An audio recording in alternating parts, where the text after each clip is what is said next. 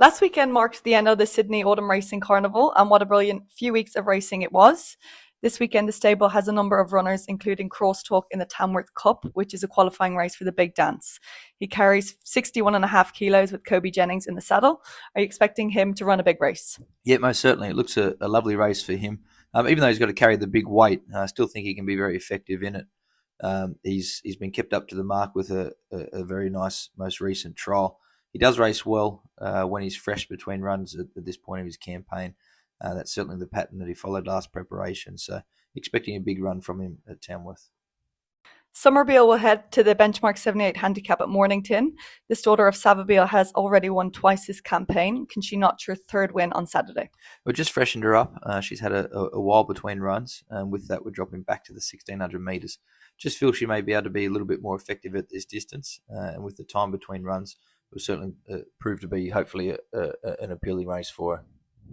Hawkesbury will host Saturday's Metropolitan meeting in Sydney, and Raduna will look to return to the winner's circle in the Group 3 Hawkesbury Crown. How has she come on since her recent trial at Newcastle? Excellent. Her last start I thought was a really good run. Certainly much better than what it may read in the form guide. It was a race with plenty of depth to it, so I think she's stepping back a little bit here to the Group 3 company. The distance range of the 1300 I think will suit her more so than it did last start. She's freshened up well, looks nice and fit and well going into this race, and yeah, couldn't be more pleased with her. Air to Air will also contest the Hawkesbury Crown for Strawberry Hill Stud.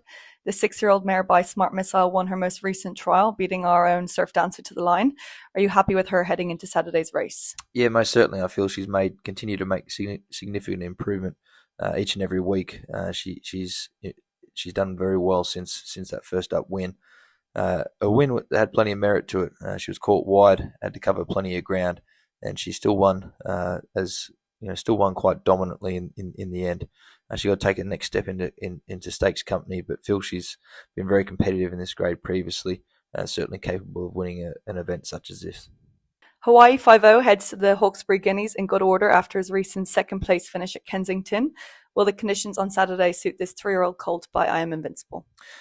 His chance will depend on the track conditions. There has been some rain around. Hoping to see a firmer track for him. The heavy conditions previously he's struggled in. However, he's in good order. He looks to have done well since his most recent run. I thought it was, again, a run with plenty of merit. He's come out of that in the right order. He's got to take that next step in the stakes company, but he's certainly proven to be of that quality previously.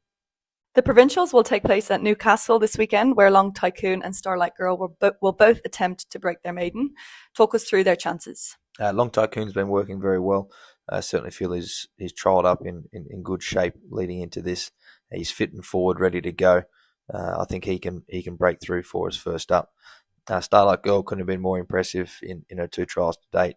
She's looked very, very sharp, filly with plenty of natural speed. So the 900 metres at Newcastle looks to be an ideal race to kick her off in.